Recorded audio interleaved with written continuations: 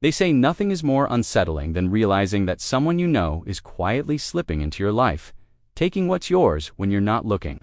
For me, that realization came one quiet Thursday morning, standing in front of my mailbox, staring at an empty slot that should have been stuffed with envelopes.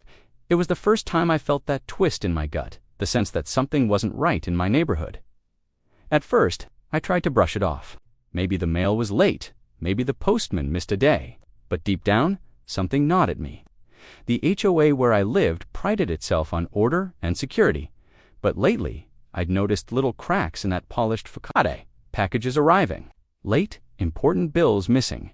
Even a birthday card my sister swore she had mailed never reached me. Coincidences pile up like storm clouds, and I knew it was only a matter of time before lightning struck. The neighborhood was picture perfect, or at least it looked that way from the outside. Wide streets, neatly trimmed hedges, American flags waving in unison. But behind that glossy postcard image lived an HOA board that loved power a little too much, and a particular woman who embodied it. Karen. She wasn't just a neighbor. She was the self-appointed guardian of standards. Every rule, every violation, every petty note slipped under your door. And if there was one thing she loved more than enforcing the rules, it was reminding everyone that she was untouchable. I didn't suspect her at first. Who would? She walked her little dog like clockwork, waved with a plastic smile, and bragged about how she protected the community. But the missing mail kept stacking up. A bank statement one week, a small Amazon order the next, and then, the one that pushed me over the edge, an official letter from the DMV that I knew had been sent but never arrived. That night, I sat at my kitchen table with the unopened envelopes I did have spread out like puzzle pieces. I thought about all the things someone could do with stolen mail. Opening credit cards, stealing identities, racking up debt under someone else's name. The more I thought about it, the colder my stomach felt. Whoever was behind this wasn't just nosy, they were dangerous. The next morning, I decided to test a theory. I placed a small, harmless decoy envelope in my mailbox. Inside, I folded a blank piece of paper and scribbled something meaningless on it. On the front, I wrote my name in large letters, bold and obvious, making it look like it contained something official. Then I waited. That afternoon, I walked back out, heart pounding. The flag on my mailbox was down. The envelope was gone. But when I checked the rest of the neighborhood, I saw no sign of the postal truck. My chest tightened. Someone was taking my mail in broad daylight. I started watching more closely after that. Whenever I saw Karen walking her dog, she lingered near the mailboxes longer than anyone else. She'd glance over her shoulder, lean in, and sometimes her hand would hover just a moment too long before she walked away.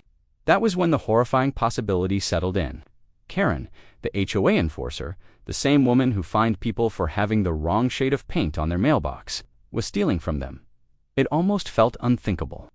This was the woman who chastised neighbors for leaving their trash cans out for more than an hour. She had once fined a single mom $300 because her kids' bikes were left on the driveway.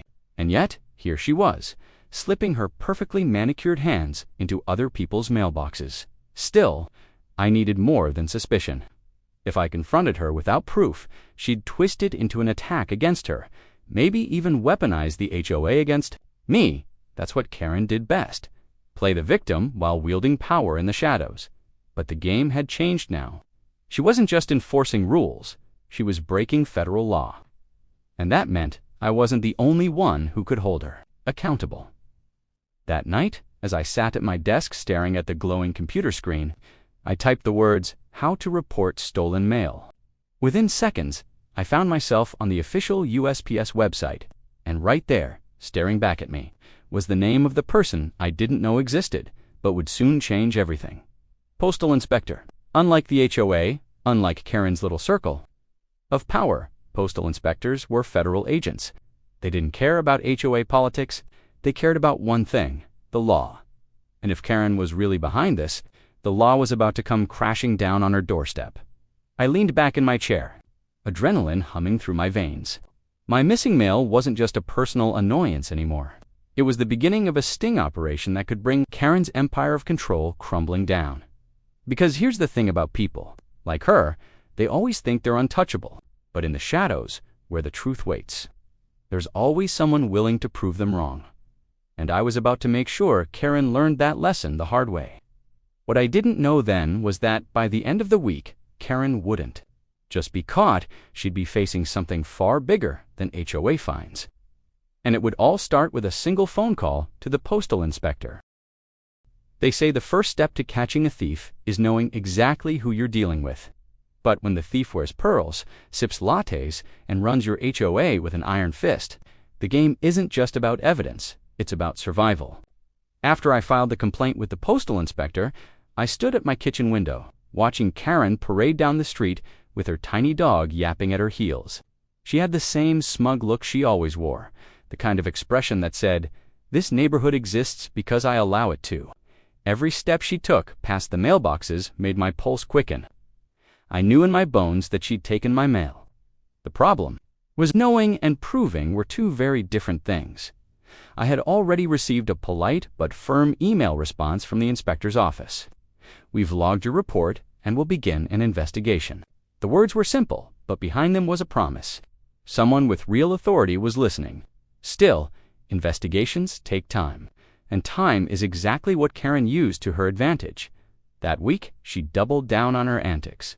One neighbor got a citation for having weeds that weren't even visible from the street. Another family was fined because their basketball hoop supposedly violated HOA aesthetics.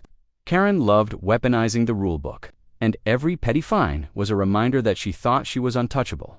Meanwhile, I kept losing mail. A utility bill vanished. Then a package notification appeared in my inbox, but the box never showed up at my door. I couldn't help but picture Karen standing in her living room, tearing open envelopes that didn't belong to her, maybe even laughing at the idea that no one dared call her out. So I decided to push back, just a little. One evening, while walking past her house, I noticed something strange. Her recycling bin, sitting right at the curb, was overflowing. And on top of the pile, plain as day, sat a torn envelope with my name on it. My heart slammed in my chest. She was so careless, so sure of her power, that she didn't even bother to hide the evidence. I wanted to grab it right then and there, but I forced myself to keep walking. Taking it would tip her off, and I wasn't about to jeopardize the inspectors. Investigation? Instead, I pulled out my phone, pretending to scroll, and snapped a picture. My hand was shaking, but the photo was clear. My name, my address, ripped and discarded in Karen's bin. At night, I uploaded the photo and sent it directly to the inspector's office with a short note. Evidence collected, likely suspect, HOA president, Karen last name. The next morning, Karen came knocking. "Good morning, neighbor," she said, her voice dripping with false sweetness. She clutched a clipboard to her chest like a shield. "I couldn't help but notice your mailbox has been looking, well, a little worn lately. You'll need to repaint it by the end of the week, or there will be a fine." The audacity made my blood boil. She was standing there, issuing violations, while probably still carrying one of my stolen envelopes in her purse. But I forced myself to smile. "Thanks for letting me know, Karen," I said. "Funny thing about mailboxes, though, they're supposed to protect our mail, aren't they?" For the briefest second, her eyes flickered a crack in the porcelain. "Mask." But then she smirked. "Of course. Security is very important here." She turned and strutted away before I could say more, her little dog nipping at her heels like her own personal bodyguard. I closed the door with my fists clenched. Every interaction with her was a performance, and she thought she was the star. But soon, the stage lights would shift, and she'd be the one cornered in the spotlight. The next few days felt like a chess match.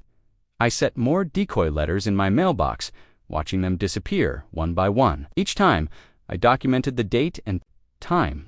I even installed a discreet camera on the corner of my porch, angled perfectly toward the row of mailboxes. Sure enough, on a sunny Saturday morning, the footage caught her. There she was, Karen, pretending to tie her shoelace near the mailboxes. Her dog tugged at the leash while her hand darted into my slot, pulling out the decoy envelope and slipping it into her jacket pocket. It was quick, practiced, and so casual you might miss it if you blinked. I couldn't believe what I was seeing. The very person entrusted to maintain community standards was a criminal in pearls. That night, I uploaded the video and sent it straight to the postal inspector. This time, the reply was immediate and sharp. "Thank you. We are preparing a controlled operation. Please do not confront the suspect." The words made my chest tighten. A controlled operation, a sting. This wasn't just neighborhood drama. Anymore, it was about to become a federal takedown. But if Karen was reckless before, the investigation only seemed to make her bolder. Maybe she sensed the walls closing in. Maybe she thought she could intimidate me into silence. One evening, I found her standing in my driveway, clipboard in hand, scribbling something furiously. "Karen," I said, stepping outside, "what are you doing on my property?" She looked up with that smug, painted-on smile. "Just documenting violations. Your trash bin is 6 inches over the allowed placement line. You'll be receiving a notice." Her tone was syrupy, but her eyes were cold. It wasn't about the bin, it was about sending a message. "I see you. Don't cross me." I wanted to laugh. Here she was, breaking federal law. And she thought a misplaced trash bin would scare me. "Thanks for the notice," I said calmly. "I'll make sure to keep everything in order." For the first time, she didn't smirk. She just stared at me, eyes narrowing, before turning on her heel and storming off. That night, I couldn't sleep. The neighborhood felt like a stage set. For something explosive, the inspector had promised action, but the waiting gnawed at me. What if she escalated? What if she realized I was onto her before they could catch her? As I lay awake, one thought kept running through my head. The trap is set, but when it snaps shut, will I even be ready for the fallout? Because the next knock on my door wasn't going to be from Karen. It was going to be from the postal inspector, ready to set the sting in motion. There's a certain kind of silence that falls before everything changes. Not the calm, peaceful kind, but the heavy, loaded silence that feels like the air itself is waiting to crack open. That was the silence on my porch when I opened the door to find 2 men in plain clothes standing there, badges flashing in the afternoon sun. One of them asked, his tone professional but firm, "United States Postal Inspection Service. We'd like to talk." I stepped aside and waved them in, heart pounding. This wasn't just an email anymore. This wasn't speculation. These were federal agents, standing in my living room, ready to bring Karen's little empire crashing down. The taller one introduced himself as Inspector Harris, a veteran with sharp eyes that missed nothing. His partner, Inspector Lee, carried a small black case that looked like something out of a spy movie. They sat at my kitchen table, notebooks open, and began asking questions, precise, methodical, each one digging deeper into what I'd experienced. "How long has this been going on?" Harris asked. "About 2 months," I replied, sliding over the photos and video evidence I had collected. "It started small. I thought maybe I misplaced things. But then, well, you've seen the footage."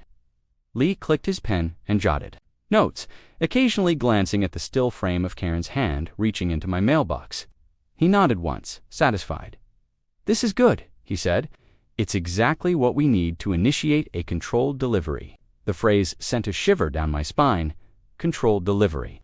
It sounded like something out of a crime drama, and in a way, it was. Except this time, it wasn't TV. It was Karen, the self-appointed queen of the neighborhood, about to get caught. Red-handed. "What does that mean?" I asked. Harris leaned forward. "We'll prepare a package that looks like it contains something valuable, enough to tempt your suspect. Inside, we'll include a tracking device and a harmless dye marker. Once she takes it, we'll have her dead to rights." My pulse quickened. I pictured Karen strutting down the sidewalk, pretending to care about community standards, only to walk right into a federal trap she couldn't weasel out of. "When do we start?" I asked. "Tonight," Harris said, without hesitation. By sundown, the plan was in motion. The inspectors returned with a plain brown package, carefully sealed, the label printed with my name and address. They explained how the tracker worked. The second the package left my mailbox without a postal scan, it would send out an alert. The dye marker hidden inside would stain whoever opened it with a bright neon ink that couldn't be washed. Off quickly, a thief's calling card, visible to anyone. We placed the package in my mailbox just before dark. As I closed the metal door, my heart thudded in my chest like a drum. For the first time, I wasn't just a victim. I was part of the trap. The inspectors parked a discreet, unmarked vehicle down the street, pretending to check their phones as they kept the mailbox in sight. I sat inside my house, lights dimmed, watching through the blinds with my stomach tied. In knots, about minutes passed, then an hour. The street grew quiet, porch lights flickering on one by one. I almost thought Karen wouldn't show, and then, just as the night settled, I saw her. Karen emerged from her house in her usual evening outfit, pastel sweater, yoga pants, leash in hand. Her little dog trotted beside her, completely unaware of the storm about to hit. She walked slowly, casually, as though she didn't have a care in the world. But when she reached the row of mailboxes, her head tilted, and she paused. Even from a distance, I could see her eyes lock onto my box. The package was right there, practically begging her to take it. She glanced around once, twice. The street was empty, or so she thought. Then her hand darted forward. Smooth, practiced, quick. She slipped the package under her arm and walked off like nothing happened. My phone buzzed almost instantly. Tracker alert, package removed. From the corner of my eye, I saw the inspector's car stir to life. Harris raised his phone to his ear, speaking into it with rapid precision. The air in my living room felt electrified. This was it. Karen had just crossed the line from suspicion to undeniable guilt. I pressed closer to the window, watching as she disappeared down her driveway, package still tucked neatly under her arm. My hands were clammy. Part of me felt a surge of triumph. Finally, she was caught. But another part felt unsettled, because if Karen was willing to steal this boldly, who knew how she'd react when the law came knocking? The inspectors moved like shadows. Their car rolled slowly down the block, tailing her just far enough to avoid suspicion. I couldn't hear what they were saying, but I knew they were coordinating with backup. This wasn't going to end quietly inside her house. Karen probably thought she was safe, maybe even congratulating herself. I could picture her sitting at her kitchen island, tearing open the package, expecting money or electronics. I almost wished I could see the moment when the dye pack burst, staining her hands and clothes, the bright ink branding her as a thief. But the real show was just beginning. Because if there's one thing federal agents know how to do, it's make an entrance. And as the inspectors closed in on Karen's house, lights flashing in the distance, I realized this wasn't just going to expose her. It was going to shatter the entire illusion she had built around the neighborhood.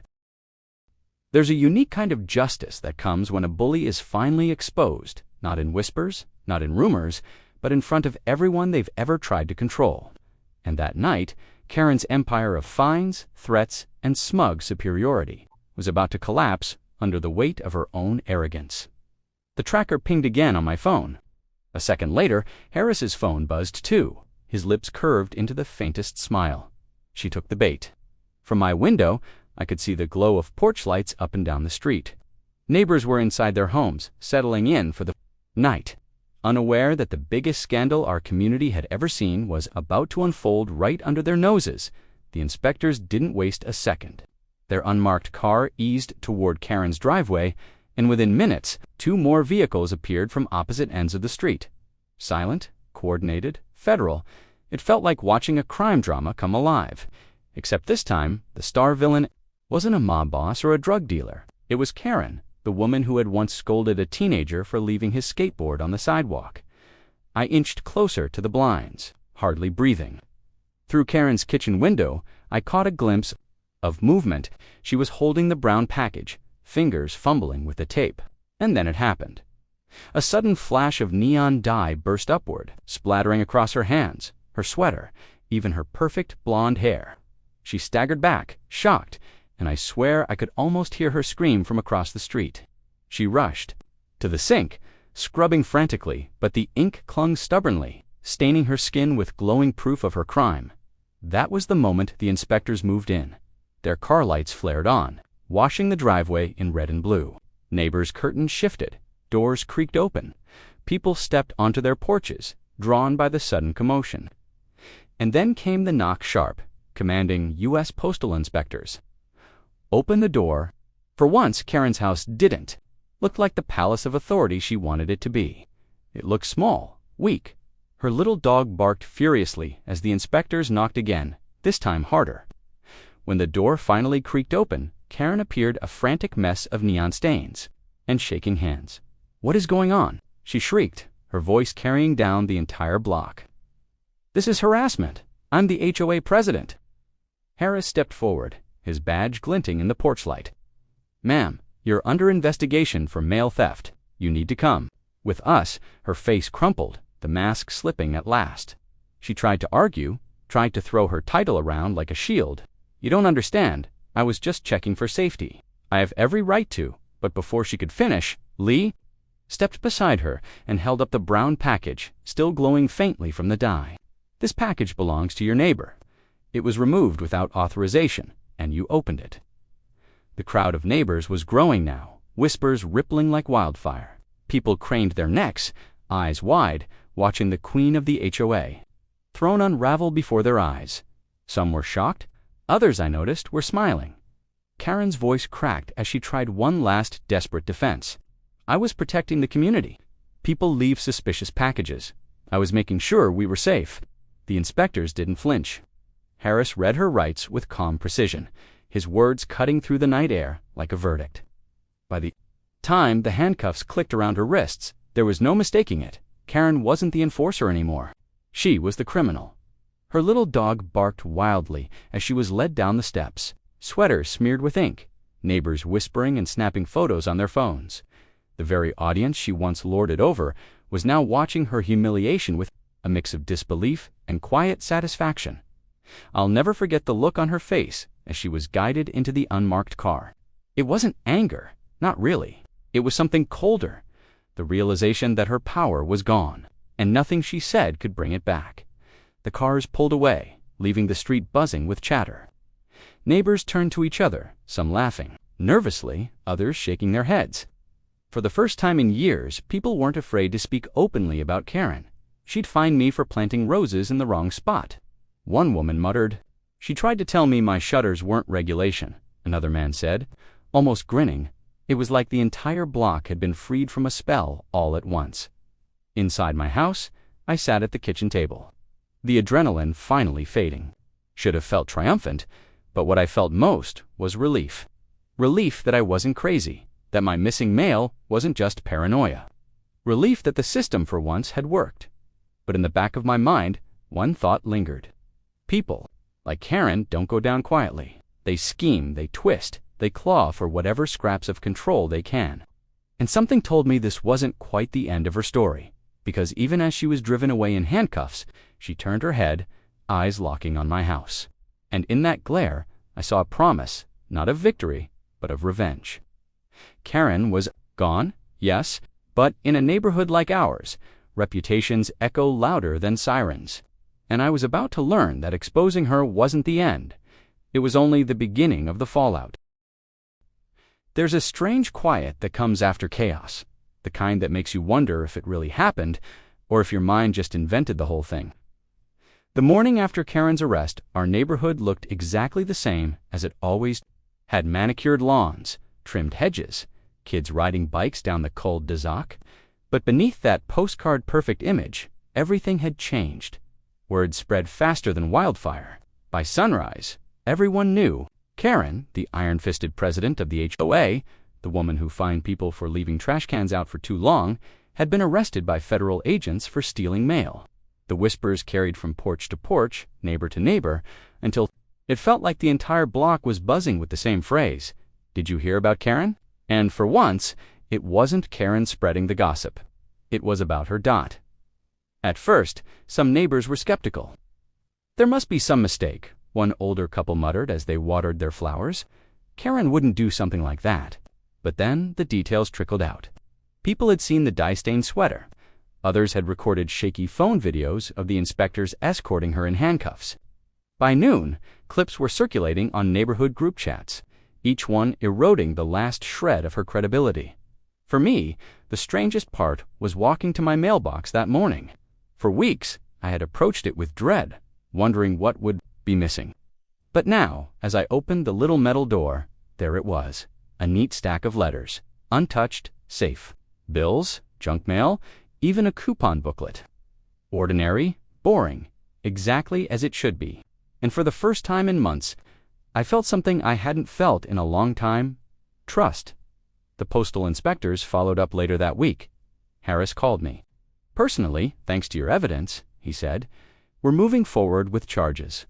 Multiple counts of mail theft, tampering, and obstruction. It's serious. She won't be walking away from this with just a fine." Hearing that sent a wave of satisfaction through me. All those nights of worry, the missing mail, the paranoia, it hadn't been in vain. Justice was real, and Karen was finally facing it. But the irony was almost too perfect to ignore. For years, Karen had built her reputation on punishing others for the smallest infractions: a trash can out of place, a faded lawn chair on a porch, a mailbox that needed repainting. She lived for rules, reveled in them, and used them like weapons. And now, she was the one crushed by a rule she couldn't bend: federal law. The neighborhood began to change almost immediately. Without Karen's constant surveillance, people relaxed. Kids left their bikes on the driveway without fear. Families planted flowers in colors that weren't approved. One man even put up a wind chime, something Karen had once declared a nuisance. It was as if her grip had lifted, and the entire block exhaled at once. But not everything. It was easy. The HOA board scrambled to fill the power vacuum she left behind. Some members tried to defend her, claiming she had been misunderstood. Others distanced themselves quickly, eager to avoid being dragged down with her. In the end, the community voted for a new president, someone quieter, kinder, who actually listened instead of dictated. As for Karen, she disappeared. Her house sat empty for a while, blinds drawn, yard unkempt. Rumors swirled that she was facing jail time, that her family had cut ties, that she'd been spotted in a lawyer's office downtown, still insisting she was the victim. But the truth didn't matter anymore. What mattered was that her reign was over, and the neighborhood would never forget the sight of her in handcuffs, sweater glowing with ink stains under flashing lights. One evening, weeks later, I sat on my porch sipping coffee when my neighbor, Mrs. Patterson, strolled over. She had lived in the neighborhood longer than anyone, a quiet woman who rarely spoke up during Karen's rule. "You know," she said softly, "it's funny. Karen always preached about community trust, about protecting each other. But in the end, it wasn't her rules that kept us safe. It was you. You spoke up." I shrugged, uncomfortable with the praise. "All I did was report it." She smiled knowingly. "That's the thing. Everyone else was too afraid. You weren't." Her words stayed with me long after she walked away. It wasn't just about catching a thief. It was about breaking the silence, standing up when everyone else was too intimidated. And in doing so, I hadn't just protected my own mail. I had freed the entire neighborhood from the grip of someone who thrived on fear. The ultimate irony: the last official HOA notice Karen ever issued was the one about my mailbox, the same mailbox that became the key to exposing her. She thought she could use it to control me. Instead, it became the trap that ended her. Now, every time I open it, I can't help but smile. Because where she once saw weakness, I found strength. Where she tried to take, I gained. And where she believed she was untouchable, she learned the hard way that no one is above the law. In the end, Karen thought she was the guardian of the neighborhood, but it wasn't the HOA that saved us. It was justice. And justice doesn't answer to people like her.